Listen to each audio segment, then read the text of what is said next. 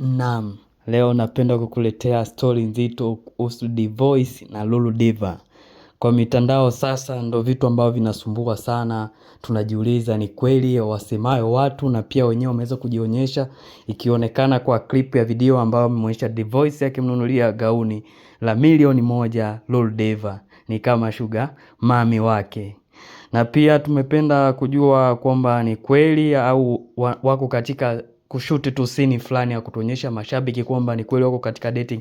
Maana kuna katikati kazukaga na pia ikapotea, ila saizi wameamua kuexpose watu waweze kujua kwamba nao ni wachumba mtu, kwamba wanategemea waweze kuoana au waweze kufika sehemu fulani. Na pia tukiangalia Dvoice ni mtoto mdogo sana kama 2004 hivi, na pia Lulu Diva ni mama ambaye ni wa age fulani ambao kwa kweli hawajaweza kumechi katika age, ila wameweza kumechi katika muonekano. Najua ninyi ndo mna comment nzuri kuhusu mahusiano yao, na pia mnaweza kutoa suggestion kuhusu wapi watafika na wapi wataishia. Maana mapenzi ya saizi yamekuwa kama basi tu unaishia sehemu fulani, anapanda mwingine anaendelea. Maana kwa Wasafi Lulu Diva ameweza kuruka na wengi mule. Amekuwa kama ni mtu ambaye kwa Wasafi pale ndo akitokea mtu anaishi naye mpaka sehemu fulani, baadaye anaachana naye.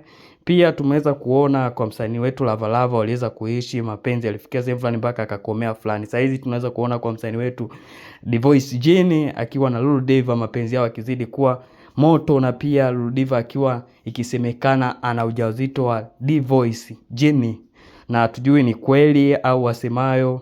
Na pia tunaweza kufuatilia katika mitandao yetu ya kijamii mingine, Facebook, Instagram, na kuweza kuona ni kweli wasemayo watu yapo au wanabashele. Na pia wenyewe wameweza kuweka wazi, na pia Dvoice Jene hana celebrate kuwa na Lulu Diva. Pia kwa washabiki wetu ambao mjui story nyingi, mnaambiwa mfuatilie hii channel ili kupata vitu fununu nyingi na stories za kutosha za mitandaoni. Na hii ni akaunti mpya, tumeachana na ile ya kwanza.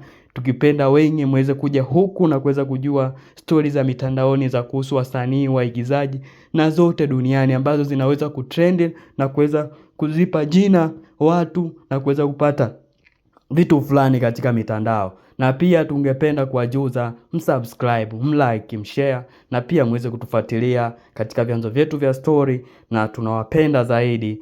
Tutakuja na stories zingine. Tuwatakie bye bye.